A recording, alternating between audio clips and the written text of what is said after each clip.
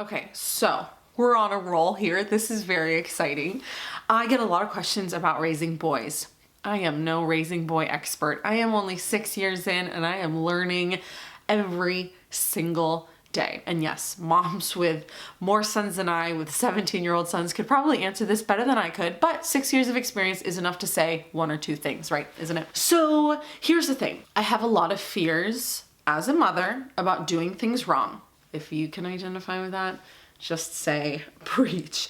I have a lot of fears about, am I doing it right? Am I saying the wrong thing? I don't know. The list goes on. It's like, oh my gosh, am I ruining all of this? Am I doing any of this correctly? All those things. I have so many fears. And I speak to, oh my gosh, I dive in my book to my fears as a mother and the way the enemy uses those fears to just try to destroy me every single day as a mother. So in letter, I want to speak to these fears. Letter 23, again, I'm not going to give too much away. I wrote this: at the forefront of every decision she makes, you must keep this fear that she's going to wreck his life. You'll use what she has heard others say with gleeful jest. In 20 years, your child will be in therapy because of you. She'll live in constant fear that his adulthood will be spent trying to undo all the damage she did while trying her hardest to do her best. No matter how hard she tries to do it all with excellence and love and sacrifice, she'll ruin him anyway. So I want to preface this by saying I have these fears in my life, right? And I think so often we as mothers feel like, oh my gosh, I'm not doing it right, or am I doing the right thing? And I want to preface just sharing just a couple of things that I do as a mom to boys and saying that this isn't the right thing to do or the thing that's like, you know, going to solve everything. These are just things that I focus on in my own life, not out of fear of ruining them, right? And these things brought these feelings to light in me, right? Oh my gosh, writing this book has transformed my motherhood because I've seen how much in the past I have mothered out of fear and how much God wants me to mother out of confidence and trust and surrender in him, right? Because the enemy wants me to mother from fear, and God wants me to mother from confidence and joy and surrender and peace. God wants mothers who mother with peace. That's what he designed us for. So a couple of things that I do in raising the boys. The first is take them outside. All the time. We are outside. You should see, oh my gosh, sometimes they take their shoes off at the end of the day and their feet are just black.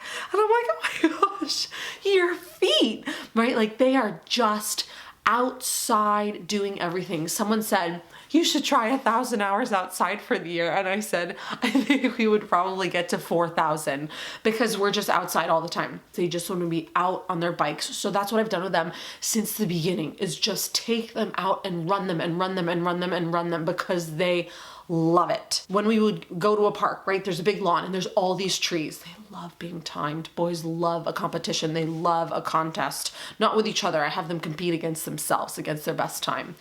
And so I'll say, okay, I'm going to time you. You have to go run and touch every single tree that you see and come back to me. So I say, ready, set, go. And they have to run. I mean, we're talking a big lawn with a lot of trees really far apart. They run and they touch every single tree and they come back and they're like, again. So we do those things over and over and over again. Sometimes it's hard to bring your boys outside in the wintertime. If it's raining, we live in California, so there's no snow. So there's, you know, an advantage there in being able to bring the boys outside, run them and run them and run them. That's what I've done literally since Zion could crawl and walk. So it's been like 5 years straight of us just going. Second thing, another important thing that I'm trying to do more now that Zion is 6 and, you know, just taking in life constantly all the time, is to bring them around good men. And sometimes that's like hard and you're like, there's no men in this. So I'm not saying, oh, you have to go and do this, but we are able to do this. And that's why I see it as an important part of our life. Daniel's an amazing example for them. I want to get Daniel back on the channel as soon as I can. You know, life's just crazy. But Daniel would say hello if he was here. Daniel is an amazing example for them. My dad, who they see all the time, is an amazing example for them. I was given advice from a wonderful veteran mom who has raised many wonderful sons. She said one of the most important things that they did was invite like good, wonderful, faithful people over for dinner. And especially men who her sons could ask questions to, and men who are great virtuous examples just of life. So they would sit at the dinner table and talk and ask questions. And it was such a great example for her boys. So I am starting to try to do that now. Who are great men that we know that we could just have over to the house, who could play with the boys, who could be with the boys, and just encourage them for as many role models for them as possible. Some of us we're in all different situations in all different places all over the world, right? And sometimes that's not possible, but for us right now it is. And so I'm trying to be very intentional about that to just help raise the boys up in that way. Third and final thing. So I've studied femininity a lot in conversations with women, reading, all the things over time. And I've learned some of the biggest struggles for women, because I am one myself, and talking with women for 14 years will help you see the struggles of a lot of different women. I've talked to a lot of men too, in ministry, or, our family friends that come over and we have conversations about some of the greatest struggles that they've faced as men. And I have learned a lot about, right? And men, you can correct me if I'm wrong, but how much it has been harped on for men that your masculinity and your strength, your physical stature go hand in hand, right? Like the bigger you are as a man, the more masculine you are. That is a lie that I think has been fed to a lot of men. And this is something I want to prevent in my sons. This idea that masculinity has to do with your physical size, right? Masculinity is so much more than that. It's your heart, it's your gifts, it's like just who you are to share with the world. It's your ability to protect, it's your ability to care for others in the way that the masculine heart does. So over the last couple of years, I've seen how often people talk to the boys about being big, right? And this is it's not something that people are doing wrong. I just want to talk about this. Like, oh, you got to eat your foods because you got to get big, right? I've heard that said to them in various capacities. And so what I've done, and I think is really important, I really want them to believe that their heart as a man is more important than their size, right?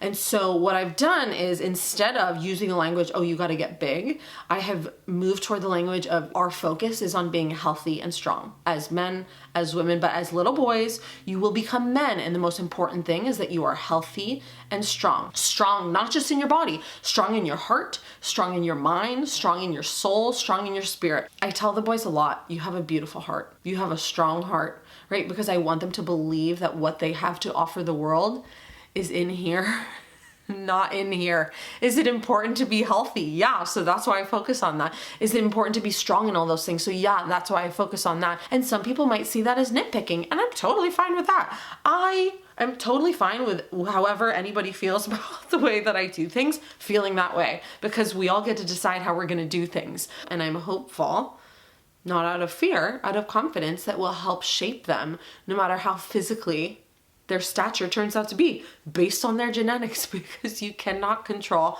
how tall you become as a person or whatever it is. And I focus on that myself, being healthy and strong. It's something that we can all focus on together. So those are a few of the things that I focus on as a boy mom in this current season of my boy mom life. It's totally unexpected. I still can't believe I have sons who are 6 and 4, and I love it so much. I love every second of it because they are a gift and a joy. Even in the chaos is shaping me toward holiness, which is a really good thing because I got a lot of work to do in the holiness department. Anyway, if you want to read all the letters on motherhood, pre-order the book. It's coming so soon. I'll leave the links down below. I hope if you read it, if you're a mother or not, right? The book is for every woman under the sun, right? There's all different kinds of letters. Some will be for you, some will not be for you, and you'll get to read about the struggles other women face, right? And I explain that to you in the beginning of the book. I just hope that if you are a mother, if you become a mother one day, or if you have mothers in your life, you understand the struggles, or you're able to see it a little bit more and have it come into view. That's all for today. Thanks for watching. Thanks always for being so supportive and loving. I'm so grateful for you, and we'll talk soon. Bye.